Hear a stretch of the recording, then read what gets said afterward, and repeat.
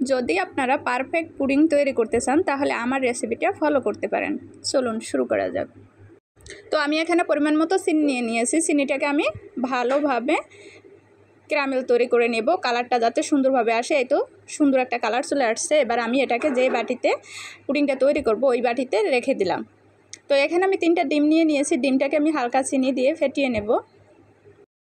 তো ফেটানো হয়ে গেলে আমি এর ভিতরে দিয়ে দেবো আগে থেকে জাল করে রাখা ঘন দুধ। দুধটাকে আমি হালকা কর্নফ্লাওয়ার দিয়ে ঘন করে জাল করে নিয়েছি।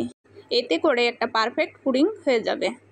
তো এবার আমি বাটিতে ঢেলে দিয়েছি দুধের মিশ্রণ, আর সাথে দিয়ে একটুখানি এলাচ গুঁড়ো। আর এই তো আমি প্রেসার কুকারে পুডিংটা বসাই দিলাম। এই তো আমার পুডিং রেডি। আমি প্রায় 15 মিনিট জাল করেছি। এবার এটাকে আমি ঢেলে নেব।